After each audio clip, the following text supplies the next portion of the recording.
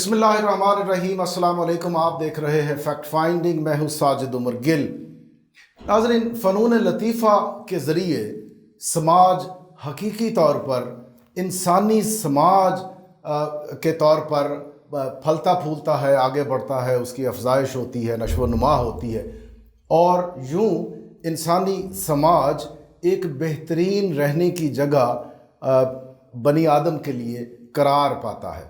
اس کی تگ و دو کرنے والے جو فنکار ہیں وہ انسانوں کی زندگی میں اپنا نہایت اہم ترین حصہ ڈالتے ہیں۔ ایسی ہی ایک شخصیت آج میری مہمان ہے اسٹوڈیو میں، جناب راشد محمود۔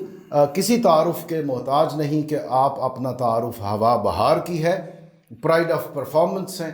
عرصہ دراز سے زندگی میں اور کوئی کام نہیں کیا سوائے اس کے کہ فنون لطیفہ کی خدمت کرتے ہوئے انسانی سماج کو استوار کرتے ہوئے زندگی گزار دی۔ جناب راشد محمود، آپ کا بے حد شکریہ اور very warm welcome to the show sir. بہت شکریہ آپ کا بھی گل صاحب، آپ نے مجھے موقع دیا اپنے اس پروگرام کے حوالے سے، تو it's a player for me, مجھے بھی بہت اچھا لگا۔ آج آپ کے ساتھ کچھ بیٹھیں گے تو کچھ تھوڑی سی کمپیریٹیولی وہ جو ہم ایک روایتی چینلوں پہ بیٹھ کے کہ موتیے کا پھول پسند کھاتے کیا ہو، یہ آن فوٹ، یار یہ پتہ سب کو، یا کسی جس ریفرنس سے آپ کی شناخت ہوتی ہے اور پھر اپنے سیٹ اپ میں، اپنے معاشرے میں آپ کی کنٹریبیوشن اس کے حوالے سے کس نہج پہ ہوئی، تو باتیں تو یہ ہونی چاہیے۔ تو مجھے لگتا ہے کہ آج ہم اس انٹرویو میں کچھ مختلف نہج کی باتیں کریں گے، جو شاید ویورز جو آپ کے اس پروگرام کو دیکھنے والے ہیں ان کے لیے وہ نئی ہوگی۔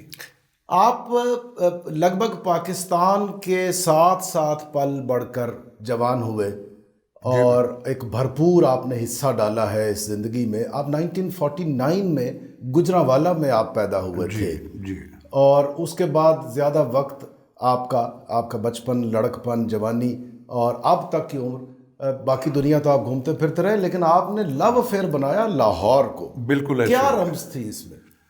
لاہور جو ہے، ایک تو میرے جو خاندان تھا وہ بھی سارے کا سارا جب مائیگریٹ کر کے پاکستان بننے سے پہلے میرے آبا کا تعلق کشمیر سے تھا، وہاں سے وہ امرتسر آئے اور پھر امرتسر سے لاہور میں آ کے سیٹل ہوئے۔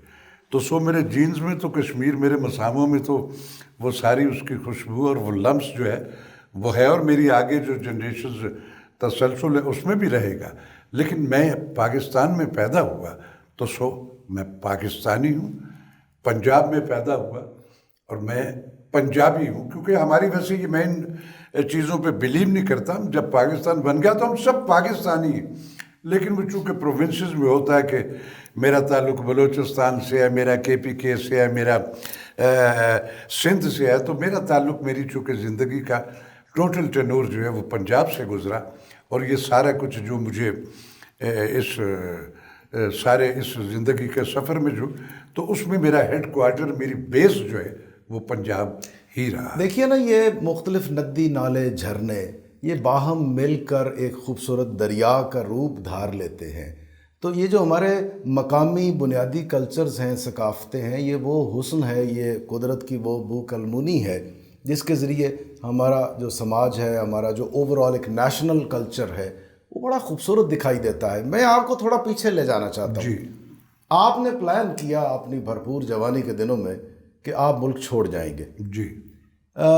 ایک صاحب بہت مشہور معروف ڈائریکٹر پروڈیوسر PTV کے محسن علی، یکدم انہوں نے آپ کو کال کی اور کہا کہ راشد، تم نے چھوڑ کر نہیں جانا ملک کو، میرے پاس تمہارے لیے ایک کریکٹر ہے۔ وہ کریکٹر تھا شاہین اور فردینند، اسپین کا بادشاہ۔ اور اس کے بعد آپ نے اس انڈسٹری پر ایسے بادشاہوں کی طرح اپنی ریٹ قائم کی ہے اپنی اداکاری کے جوہر سے۔ یہ کیسے یہ سارا معاملہ تھا؟ کچھ پرانی یادیں دہرا لیتے ہیں۔ میں عرض کرتا ہوں گل صاحب، بیسیکلی آئی میں براڈ کاسٹر، آپ نے ریڈیو پہ بھی بہت، میرا آغاز جو ہے، میں ابھی 10 برس بھی میری عمر نہیں تھی، اور میرے ہم اثروں میں جو سب سے پہلا میری زندگی کا اس شعبے کا ساتھی ہے وہ عرفان کھوسٹ ہے۔ اس کی عمر بھی 10 بہو مجھ سے عمر میں تھوڑا سا چھوٹا ہے، تو ہم دونوں نیکر پہنا کرتے تھے۔ میں ریڈیو پاکستان میں، میرا خانوادے سے آپ شناسا ہیں، لوگ بھی شناسا ہیں، تو میرے فادر جب تک حیات رہے ہمارے گھر میں ایک انٹلیکچوئلز جو اس ملک کے ہی نہیں، اس سب کانٹیننٹ کے ہی نہیں، دنیا بھر کی شناخت رکھنے والے دانشور، ادیب، پوئٹ، اسکالرز، وہ سارے کے سارے ایک جو پروگریسو ایٹیچیوڈ والے لوگ ہوا کرتے تھے، جس میں منٹو صاحب کا نام بھی ہے، جس میں ساحر لدھیانوی بھی ہے، جس میں اے حمید بھی ہیں، جس میں صلاح الدین ندیم بھی ہیں، عارف عبد المتین بھی ہیں، ظہیر کاشمیری بھی ہیں، اور بہت بہت کیا یہ ہمارے بڑے نام ہیں۔ ادبی تاریخ کے درخشاں ستارے ہیں۔ آپ کے والد گرامی جناب نازش کشمیری، ان کی شاعری بھی آپ نے وضع کی، وہ بڑے دلچسپ ہاں، انہوں نے شخصیت، ان کی بڑی موسٹلی کنٹریبیوشن۔ پنجابی میں انہوں نے زیادہ لکھا۔ میں ان سے ان کے بارے میں بھی آپ سے بات کروں گا، مگر ہم محسن علی اور شاہین، جی ہاں، وہ جو آغاز ہے آپ کا، مجھے وہ میرا ریڈیو کا ٹینور تھا، جتنی بھی آڈیوگرافی کے اصناف ہیں وہ سب پہ میں نے کام کیا، اور اللہ کے فضل و کرم سے بڑے بھرم، بڑی ڈگنیٹی سے میں کسی بھی فورم پہ جب میری آڈیو چلتی تھی تو لوگوں کو پتہ ہوتا تھا کہ یہ راشد محمود بول رہا ہے۔ میں نے پاکستان کے عسکری ادارے جو ہمارے ملٹری فوجی ادارے، ان کے ہاں پہلے ایک ٹریننگ فلمز بنا کرتے تھے جوانوں کے لیے، وہ جتنی بھی بنی ان سب کی آڈیوگرافی میں نے کی ہے۔ پھر انفارمیشن ڈپارٹمنٹ کی کچھ ڈاکومنٹریز ہوتی تھی، وہ تھی۔ اب تو ابھی بھی میرا وہ یہ جو آپ کسی بھی جب ہوتے ہیں تو وہ آتا ہے کہ اب آپ اپنا قومی ترانہ سنیں گے، اس کے احترام میں خاموش اور بعد اب کھڑے ہو جائیں۔ یہ پہلے ہمارے بڑے وراثت مرزا صاحب کراچی سے تعلق تھا ان کا، انہوں نے بولا تھا، اب یہ جو سنا جاتا آپ کا یہ میں نے بولا ہوا ہے۔ تو آڈیوگرافی کے سفر میں میں چونکہ کمرشل وائس کے طور پہ بھی شناسا تھا، تو میرا کراچی کی اس مختلف جو ایڈورٹائزنگ ایجنسی ان سے بھی ریفرنس رہتا تھا۔ تو جب مجھے یہ موقع محسن علی صاحب نے یہ چیلنج دیا تو من کا بادشاہ تو میں ہوں تو میں جبلتاً درویش، میرے رب نے مجھے جس بھی حال میں رکھا میں شکر الحمدللہ اس وہ پہ۔ تو اشفاق صاحب کی زبانی کچھ یار لوگ آپ کو کہتے ہیں آپ من چلے کے سودا کر رہے ہیں۔ میں اس میں بھی تھا، ان کے من چلے کے سودے میں بھی ایک بڑا اعلیٰ رول میں نے کیا۔ میں نے اشفاق صاحب کے کافی سارے کام کیے، اور میں بڑا بلیسڈ آدمی ہوں کہ شاہین کے اس میرے بریک تھرو کے بعد مجھے آج تک یہ کام، میں آپ کو کبھی سکرین سے آف نہیں دکھائی دیا۔ جب کوئی شک نہیں، آپ کی بے شمار فلمیں، ڈرامہ، سارا کچھ سیریلز، ہے۔ اب یہ چینلوں کی بھیڑ میں بھی میں آپ کو روز کہیں نہ کہیں دکھائی دیتا ہوں۔ میں آج کل بھی ایک چینل پر آپ کا، بلکہ پی ٹی وی ہوم پر آپ کا ایک جی ہاں، وہ میرے پرانے بے شمار وہ ریپیٹ ہو رہے ہیں، آن ایئر ہو رہا ہے۔ آپ کی ریٹ اور کنٹریبیوشن جو ہے نا جی اس میدان میں، وہ تو مسلمہ ہے، اس سے تو کوئی وہ ڈھکی چھپی بات ہی نہیں ہے۔ جب آپ کو فردینند کرنے کے لیے کہا گیا، محسن علی صاحب بڑے دبنگ ڈائریکٹر پروڈیوسر ہوتے تھے کراچی، ایسے ہی ہے۔ اور آپ کے کیا محسوسات تھے؟ مجھے سب سے آپ پہلے نے فردینند تو دیکھا نہیں، ہاں، لیکن وہ آپ کے کٹس، آپ کی مووز، وہ آج تک لوگوں کے ذہنوں اصل میں تاریخ جو ہے اس سے تو کوئی تھوڑا بہت ہر بندہ شناسا ہوتا ہے، جو تھوڑا بھی لٹریری جس کے اندر ایک کریج ہوتی ہے تو وہ کچھ نہ کچھ پڑھتا رہتا ہے، دیکھتا رہتا ہے۔ تو مجھے جب اس کی آفر ہوئی تو نسیم حجازی صاحب کا ناول، اتفاق یہ ہے کہ میرا وہ جو ایڈورٹائزنگ کا دور تھا اس زمانے میں میرے پاکستان میں اسی ناول پہ ایک فلم بنی تھی، غرناطہ۔ ہاں، بہت مشہور فلم، بڑی مشہور فلم تھی۔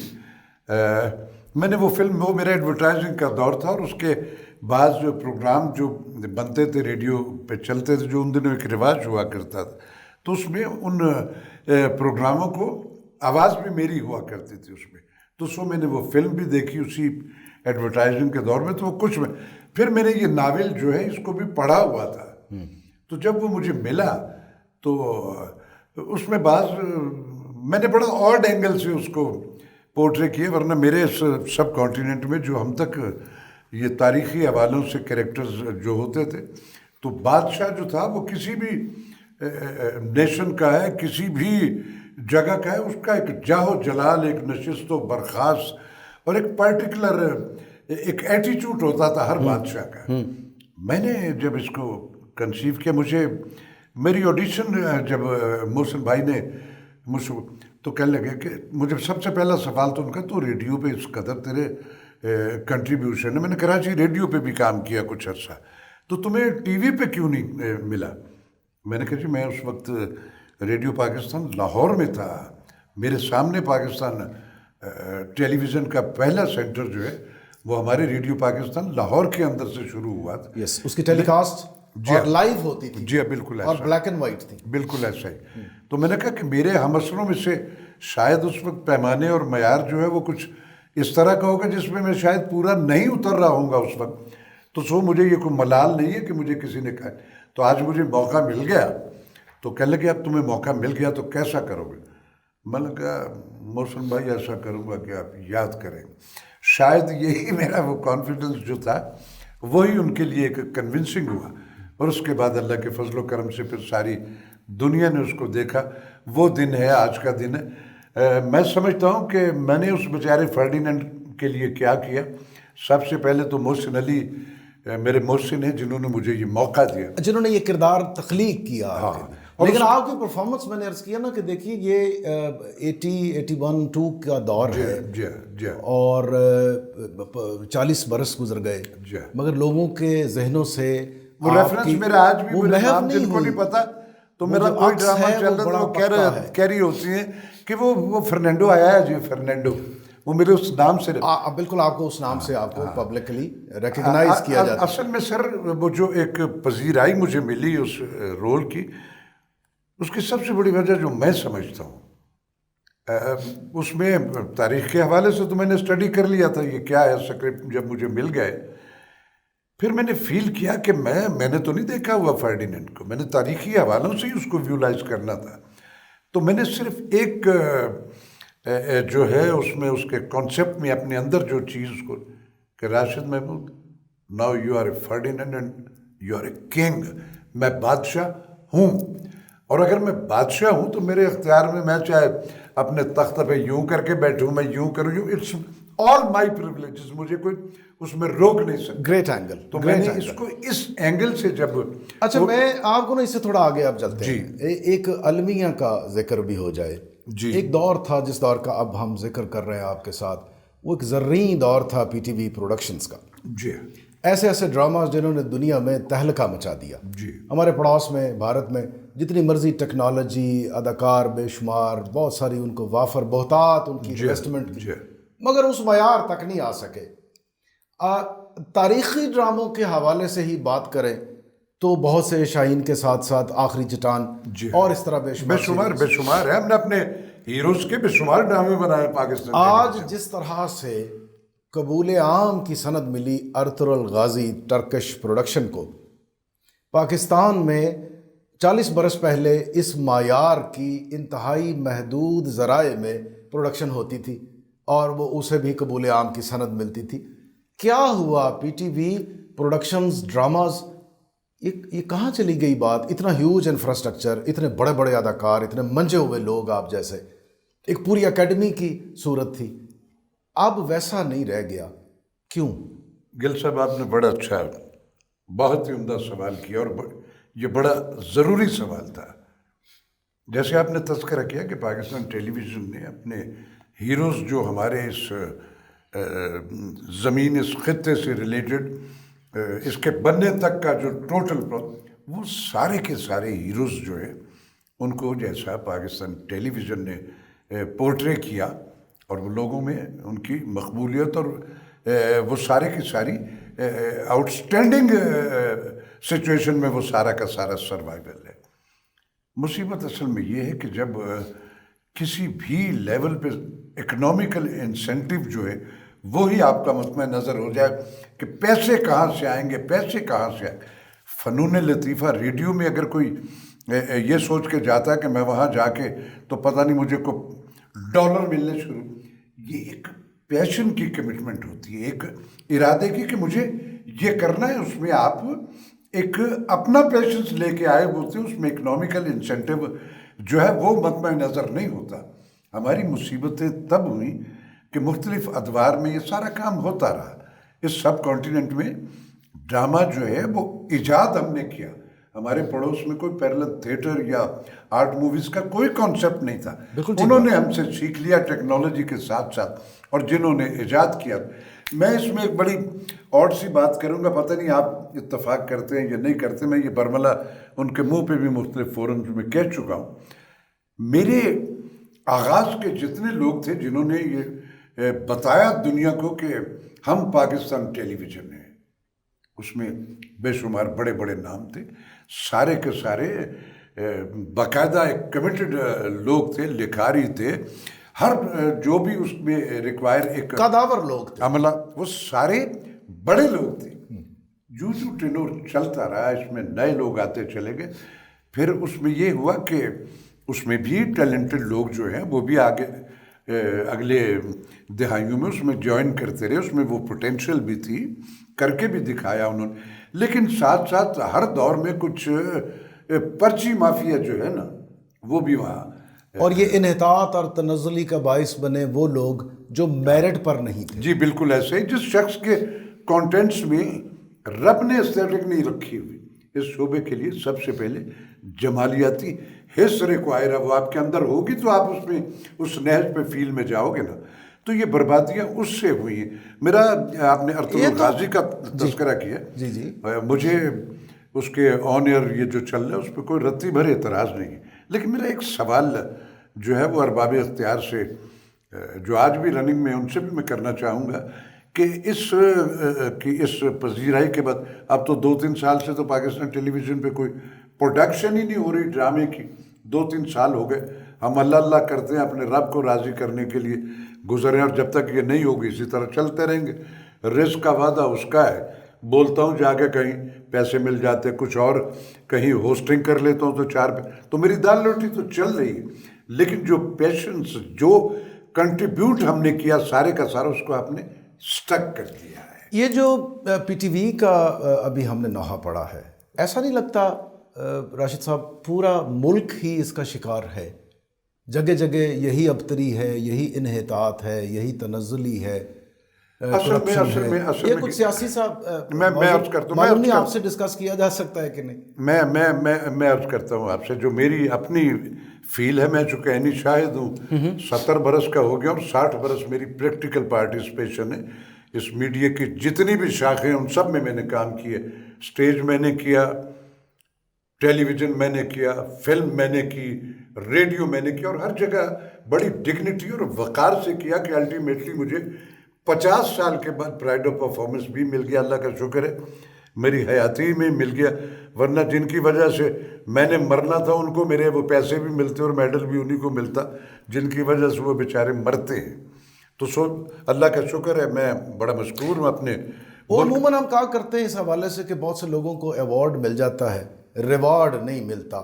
آپ ان خوش قسمتوں میں سے ہیں کہ جنہیں کروڑوں لوگ اپنے دل میں بسائے پھرتے ہیں. گل صاحب، آپ کو ایسا ریوارڈ اللہ تعالیٰ نے نواز دیا جو خلق خدا کے دل میں محبت آپ کے لیے. الحمدللہ. اور آپ کے ہاں بہت حب الوطنی بھی پائی جاتی ہے. جی بالکل. ہم آپ کو مختلف فورمز پر سنتے ہیں بات کرتے ہوئے. کچھ تھوڑا سا صوفیزم کا تڑکا بھی آتا ہے، اخلاقیات کے حوالے سے بھی آپ بات کرتے ہیں. آپ ایک پورا دبستان بن چکے ہیں حضرت.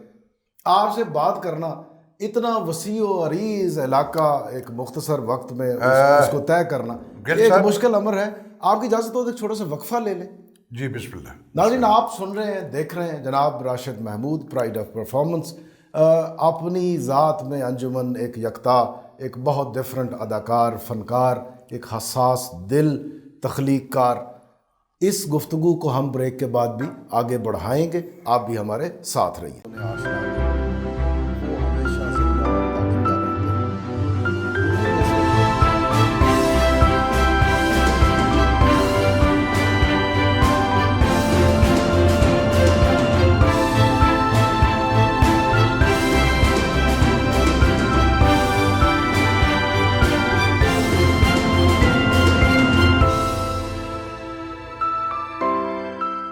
ویلکم بیک ناظرین، آپ دیکھ رہے ہیں فیکٹ فائنڈنگ. میں ہوں ساجد عمر گل، اور آج میری مہمان شخصیت، بلکہ ایک مہان شخصیت جناب راشد محمود کسی تعارف کے محتاج نہیں ہیں.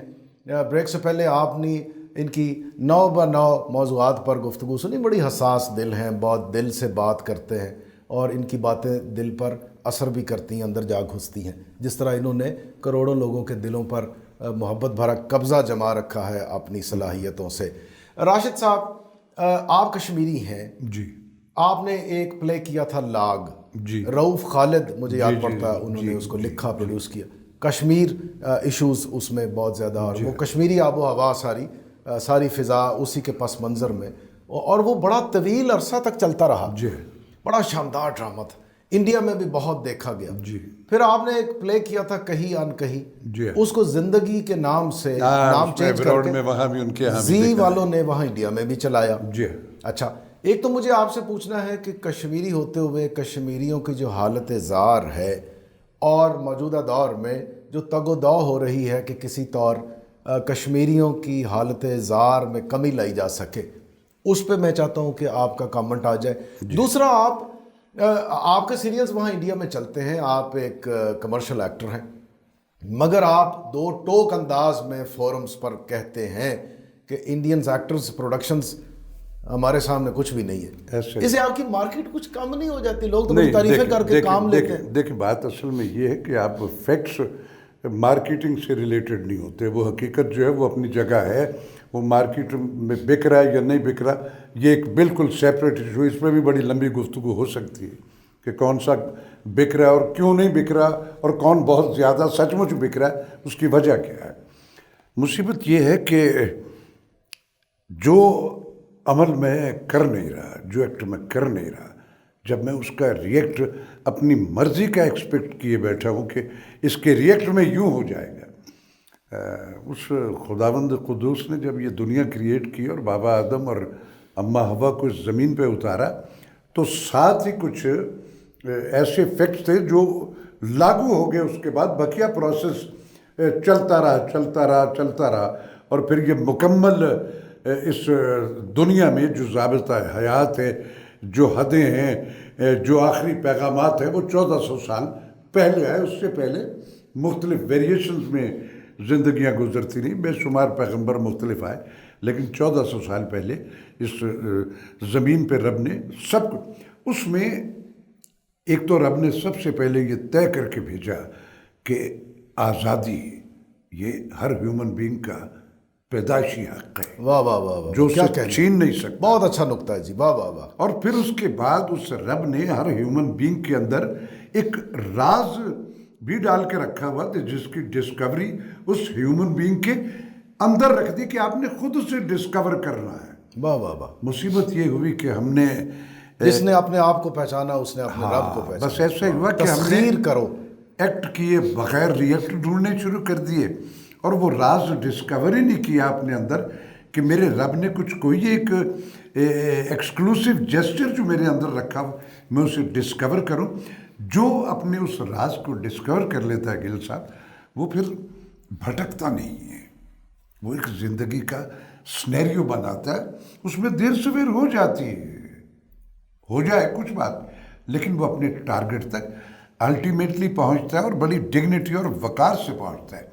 کشمیر کے حوالے سے ہم نے بات شروع کی، آپ نے سوال کیا، کشمیر جو ہے 85 لاکھ لوگ رہتے ہیں وہاں، اور یہ وہ وادی جنت نظیر ہے جس کی مثال پوری دنیا میں کہیں نہیں، اور یہ ہمارے پاکستان کی شہرک ہے۔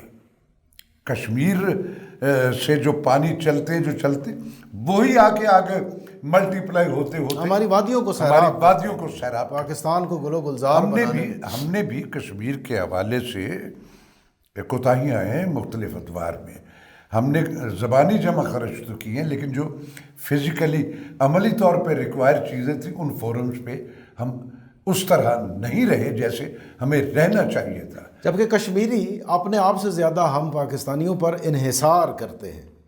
کیا کریں وہ اپنی لاشوں کو پاکستانی پرچم میں لپیٹ کر پھر دفن کرتے ہیں۔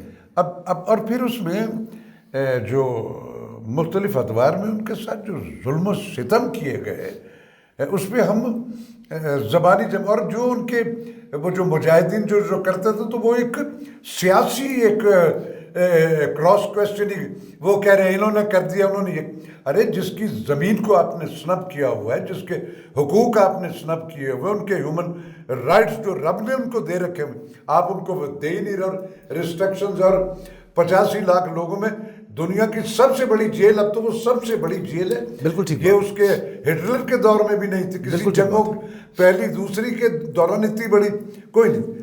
और अब आप समझते हैं कि इस दौर में जो डेवलपमेंट्स हो रही हैं, जिस तरह से कोई प्रेशर्स जो है, आप देखिए ना, क्वाइट रिसेंटली अगले रोज़ मोदी जो है वो जो बहुत छलांगे लगा रहे थे, उन्होंने चाइना के सामने भी ऐसे गर्दन झुका दी, और इस्लामाबाद पाकिस्तान के साथ भी ताल्लुकात वक्ती तौर पर बेहतर करने के लिए ये करने पड़ेंगे आप सर। देखिए वहाँ कंट्रोल लाइन पर जो वो आयरोज वो वहशियाना बम्बारी कर वो थमी हुई, यानी आप उनको घुटने टेकने पर मजबूर कर रहे हैं अपने तयक्कुन से, सब्र से, इस्तकलाल से। देखिए ऐसा सर, ही जब किसी भी कम्युनिटी को ये एहसास हो जाता है कि मैं जिस मुल्क का शहरी हूँ, वहाँ जो मेजॉरिटी है उसकी प्रिविलेजेस और हैं, जो मैं थोड़े से तादाद में कम है, हमारे हुकूक कुछ और, ऐसा नहीं होता। बीइंग हिंदुस्तानी, सबके हुकूक एक ऐसे हैं, वो अक़लियत में है, वो कोई भी है, वो मुसलमान है, वो हिंदू है, वो सिख है, सब है, बतौर इंसान, बतौर ह्यूमन शहरी, बीइंग, बिल्कुल ठीक, बतौर उस मुल्क के शहरी फर्द होने के सबके राइट से। लेकिन हमारे यहाँ बड़ी अनड्यू एक डोमिनेशन होती है, हम अपनी मेजॉरिटी को, ये देखें ना, ये जमहूरियत का एक जो ये सिलसिला आगे, मैं कभी कभी सोचता हूँ कि जमहूरियत गिनती पे बेस करती है कि इतने वोट इधर हो गए तो ये तो उसमें जो अगर झूठों के वोट ज़्यादा होंगे तो उनका झूठ जो है मेजॉरिटी की वजह से वो सच हो जाता है। मेरा दीन जो है उसकी जो शिकें हैं, जो उसमें ज़्यादा प्रिविलेजेस है। हम कश्मीर के हवाले से फिर हम थोड़ा सा उस पर ह्यूमन राइट्स पे आ गए। कश्मीरियों ने लाखों के हिसाब से कुर्बानियाँ दी, कोई शक नहीं, कोई घर ऐसा उनके आज़्म में, उनके इस्तकलाल में कमी नहीं, बिल्कुल, और फिर उनके पाए इस्तकामत में लग़ज़श नहीं आई कहीं। अच्छा, मुझे याद पड़ता इंतज़ार हुसैन साहब से बात करते हुए एक बार मुनीर नियाज़ी साहब, वो आपको पता ना, बड़े दिलचस्प क्या बात है, बड़े लोग, वो जंगल की बातें, वो तन्हाई की चीज़ें, मेरी ज़िंदगी में भी उनकी। तो मुनीर नियाज़ी साहब ने कहा इंतज़ार साहब को कि मैं अपने मोहब्बत के शहर की तलाश में हूँ, मैं एक शहर बनाना चाहता हूँ। और उन्होंने कहा कि मेरा ख्याल था कि ये जो पाकिस्तान है, वो कहते थे ये किसी दुश्मनी नफरत की बिना पे नहीं, ये प्यार के लिए इसका क़याम अमल में आया था। बिल्कुल ऐसे ही। राशिद भाई, हम अपने माजी समाज, अपनी सियासियात, अखलाकियात, इस पे नज़र दौड़ाएं, ऐसा नहीं लगता कि हम पाकिस्तान को वो मोहब्बत का शहर बना नहीं पाए किसी हद तक? देखिए, मुसीबत पता क्या हुई हमारे यहाँ, मिनहसुल कौम जो अलमिया पिछली दिहाइयों से इस लम्हे मौजूद तक चलता चला आ रहा है, उसमें सबसे ज़्यादा ये है कि हम दूसरों पे नज़र रखे हुए हैं। ये क्या कर रहा है, ये क्या कर रहा है, ये क्या कर रहा है, इसने ये कर दिया, फला कर। मैं सोचता हूँ कि जब मैं किसी दूसरे पर पत्थर फेंक रहा हूँ, संसार कर रहा हूँ, तो मैं पहले अपने गिरबान में मैंने देखा कि क्या मैं इब्ने मरियम हूँ, मैं हक रखता हूँ दूसरे पे पत्थर फेंकने का। आपको खुद एहतसाबी के उस हथियार के बगैर आप ये सारा कुछ जो खराबियाँ, इनको कभी ख़त्म नहीं कर सकेंगे। हमें सबको फर्दन खुद एहतसाबी की ज़रूरत है। थोड़ा टाइम लगेगा इन खराबियों को करते हुए। हम सब के सब मिनहसुल कौम जिम्मेदार हैं। हमने एहतजाज ही नहीं किया, जो होता चला जा रहा है हम चुप है कि चल मेरा तो दाव लगा वरना मुझे, ऐसा नहीं होता। हमें जुड़ के एक मिनहसुल कौम, हम सिस्टम नहीं कर, कौन सिस्टम ठीक करेगा, हमें सिस्टम, हमें सबको मिलकर उसे करना है। तो पहले मुझे खुद एहतसाबी इर्तिका का सबसे बड़ा जेस्चर है, वो हम कर नहीं रहे और ख्वाब देख रहे हैं। कश्मीरियों ने सॉरी फॉर, मैं आप बात करने लगे तो रोक दिया। नहीं, आप फरमाइए। कश्मीरियों की तहरीक जो है, इस वानी बुरहान वानी के बाद जो शिद्दत और जो उसमें एक गैलप आया है, देखिए आज़ादी की तहरीकें जो होती है उसको दुनिया में कभी कोई रोक नहीं सका, क्योंकि वो एक टारगेट अपने हुकूक, अपने रिलीजन, हकीकत में मबनी होती है, फैक्ट्स पे होती है वो सारी की सारी। کوئی گھر کشمیر کا ایسا نہیں ہوگا جنہوں نے قربانی نہ دی ہو. پیچھے میری مثال ملک سے بھی ایک سیشن ہوا تھا گفت و شنید کا، بڑی ڈیٹیل سے ہم باتیں کی. تو اب یہ جو تحریک ہے یہ بالکل اپنے اس سمت پہ آ چکی ہے. انشاءاللہ ہمارے کشمیری پڑوس اپنی منزل پائیں گے. ہمارے پڑوس میں سکھوں نے جو یہ ان کی جو تحریک تحرک پیدا کر دیا ہے، گھر بنا لیے پکے پکے، ہٹاؤ نا ان کو. بالکل بالکل. جب آپ کسی کو اس قدر انڈیو سنبنگ ایٹیچیوڈ میں، ڈومینیشن کے ایٹیچیوڈ میں لے جائیں گے تو وہ پارا جو ہے اس کا ایک پرٹیکولر لیول ہوتا ہے، اس کے بعد وہ پھٹ جاتا ہے. یہ جو ہمارے سیاسی سماجی پہلو ہیں، موضوعات ہیں جن پہ بات کرتے ہوئے ایک لامتناہی سلسلہ ہے، یہ ختم ہونے میں نہیں آتا، اس کی حدیں نہیں ہے کوئی. ہمارے جو ڈرامہ آج کل بنتے ہیں ان میں یہ موضوعات حصہ نہیں پاتے زیادہ، وہ کچھ اور ہی ہوا میں اٹکے ہوئے موضوعات ہوتے ہیں جو جن سے ہم لگا ہی نہیں کھاتا. ہمارا سماج حقیقت پہ مبنی نہیں ہوتے، ایسا لگتا ہے. آپ جیسے جو شخصیات ہیں، میں آپ کو ایک فرد نہیں کہتا، آپ ایک دبستان ہے، آپ کا اثر و رسوخ ہے. کبھی ایسا ہوا کہ آپ نے کسی کو کہا ہو کہ آؤ بھائی اس موضوع پہ کچھ بات بتائیں، اپنے نئی جنریشن کو اس کی تربیت کریں، اسے ماضی سے آشنا کریں؟ برس سے میں کچھ جو میری زندگی کی آبزرویشن تھی اس میں وہ کام جو ہم شاید پورٹری نہیں کر پائے میں نے کمپائل کر کے رکھے ہوئے، لیکن میرے پاس ایسے وسائل یا وہ نہیں، میں اکیلا آدمی کچھ نہیں کر سکتا.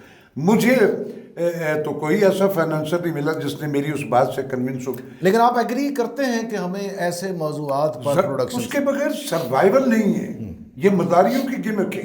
اب جو ڈرامہ چل رہا ہے، ریٹنگ کائے کی ریٹنگ کے لیے کسی بھی ملک میں سب سے بڑا سکینر جو ہوتا ہے وہ وہاں کا الیکشن ہوتا ہے، جس میں ہم اپنے پارلیمنٹیرین، اپنے وزیر، اپنے سارے کے سارے وہ لوگ سلیکٹ کر دیں جنہوں نے پھر اس ملک کو آگے لے کے چلنا ہو. بالکل ٹھیک، بالکل. تاریخ گواہ ہے، پہلے تو ہمارے ہاں ہوا کرتا تھا، اب تو امریکہ جیسے جو اپنے آپ کو سپر پاور کہتا رہا، الیکشن ہوا اور وہ جو ہار گئے وہ کہتے ہیں کہ یہ ساری دھاندلی، تو کہاں گئی وہ ریٹنگ؟ اچھا راشد صاحب، آپ نے تاریخ کا لفظ استعمال کیا ہے. 23 مارچ امسال ہر برس کی طرح پھر آنے والا ہے چند روز میں، اور ایک سنگ میل تھا 23 مارچ. جب ہم اپنے عزم کا، وعدے کا اعادہ کرتے ہیں بطور پاکستانی، اور مجھے کبھی کبھی بڑا رنج ہوتا ہے کہ ہمارے جو ایکشنز ہیں، جو کام ہیں، جو دھندے ہم کرتے ہیں، وہ شاید اس میں کہیں حب الوطنی کا فقدان ہے، اور ہم اپنے ہی اس جس چھتنار کے سائے میں بیٹھے ہوئے ہیں اسی کے جو ہے وہ پات اور اس کی جو ڈالیاں، اس کی جو ٹہنیاں، جڑیں ہیں، اسے نقصان پہنچائے چلے جا رہے ہیں. 23 مارچ کا جو یہ ایک استعارتاً، یہ ہمیں کیا یاد دلاتا ہے بطور پاکستانی راشد صاحب؟ گل صاحب، 23 مارچ جو ہے یہ اس جب بھی اب پھر 23 مارچ یہ ایک بار پھر تجدید عہد کا دن ہے. خواب دیکھا علامہ صاحب نے ایک کرو میں، جیسے ہوتا ہے کہ ہسٹری، تاریخ جو ہے نا وہ آپ کے اس عمل سے ترتیب پاتی ہے. ہاں، یہ ماضی کا احوال نہیں ہوتا، یہ ہمارے حال کی گھڑی کا عکاس بھی ہے. جو کچھ ہم کرتے آئے ہیں وہ آپ بھگت رہے ہیں، آئینہ ہے ہمارے سامنے. گل صاحب، یہ ملک جو ہے یہ رب اور اس کے نبی کے اس صدقے میں اور اس آئیڈیالوجی پہ ہی حاصل کیا. اسلامک ریپبلک آف پاکستان، یہ ہے پاکستان کا اصل ٹائٹل جو ہے. بن گیا، ملک مل گیا. آزادی کی وہ نعمت جو انسان کا پیدائشی حق ہے، جس پہ احتجاج ہوا وہاں انگریزوں کے دور میں، جب دو ہی کمیونٹیز بڑی تھی، مسلمز تھے یا ہندو تھے، تو کہا بغاوی باغی ہیں، یہ باغی ہیں. لیکن الٹیمیٹلی فیکٹس جو ہیں وہ نکھر کے رہتے، وہ ماننے پڑتے، اور یہ ملک آزاد ہو گیا. اور ہمیں وہ قرآن کا حکم ہے نا، کل شیء یرجع الی الاصل ہی. بالکل ہمارا اصل ہے حب الوطنی، ایگزیکٹ پاکستانیت. تو یعنی ہمیں ہر حال میں اس طرف لوٹنا ہوگا، آپ یہ فرما رہے ہیں؟ جی ایگزیکٹلی سر. ہماری شناخت، ہماری زمین، ہمارے روٹس، ہماری رہتن، ہمارا کلچر، ہماری اقدار، ہمارے لوگ، ہم اپنے اپنے گریبانوں میں سب کے سب ایک بار جھانک کے دیکھیں کہ کیا ہم اپنے اپنے کٹہروں میں کھڑے ہیں سب. یہ اچھا پروگرام کا وقت ختم ہو رہا ہے آپ کے ساتھ تو گفتگو زندگی بیت سکتی ہے، آپ ماشاءاللہ اتنے صاحب مطالعہ ہیں اور تجربے کا کوئی توڑ ہی نہیں ہوتا راشد صاحب جی۔ میں جانتا ہوں ذاتی طور پر آپ ایک تخلیق کار ہیں، آپ لکھتے بھی ہیں جی، شعر بھی کہتے ہیں، نثر جملے بھی آپ بہت شاندار لکھتے ہیں، مگر آپ کے والد گرامی جناب نازش کاشمیری جی، ان کے زبان زد عام ہیں کچھ پرانے لوگوں کے، ان کے بڑے ولولہ انگیز ان کے اور درد بھرے ان کے شعری ان کے اظہار ہوتے تھے۔ میں چاہتا ہوں کہ آپ کی زبانی آپ کے والد گرامی کی کچھ چیزیں جو ہیں وہ ہم اپنے ناظرین تک پہنچا دیں پروگرام کو ختم کرنے سے پہلے۔ جی بہتر۔ اصل میں میرے فادر نے ٹیلی ویژن کے لیے بھی لکھا، ریڈیو کے لیے بھی لکھا، فلم کے لیے بھی لکھا، اور بڑے بڑے مشہور گانے ہیں، اور وہ یہ چند نام ہیں فلم انڈسٹری میں جنہوں نے اس فلم کے گانے میں بھی پوئٹری کی، گیمکس یا بہودگیاں وہ نہیں کیا، انہوں نے اس میں بھی شاعری کی۔ وہ ایک ان کا تھا نا، وہ فنکار بنتا ہے۔ ہاں میں وہی اگر آپ اسی پہ آتا ہوں۔ آتا ہو تو میرے فادر چونکہ انہوں نے زیادہ پنجابی ہی میں لکھا ہے، تو ایک فنکار جو ہے اس کے بارے میں انہوں نے کچھ چند ان کے اشعار ہیں، تو اس پروگرام کے آخر میں اپنے ویورز جو دیکھ رہے ہیں اس پروگرام کو، آپ نے بھی فرمائش کی ہے، تو میں ان کو وہی والے جو اشعار پنجابی کے وہی سناتا ہوں، اور پھر اس کو راشد محمود ہی پہ ختم کر لیں گے، کیونکہ میں بھی تو اپنے طور پہ ایک فنکار ہی اپنے آپ کو سمجھتا ہوں۔ اللہ کرے میرے لوگ اسی طرح محبت اور یہ کرتے رہے، اور یہ سلسلہ جب تک حیات ہوں انشاءاللہ چلتا رہے۔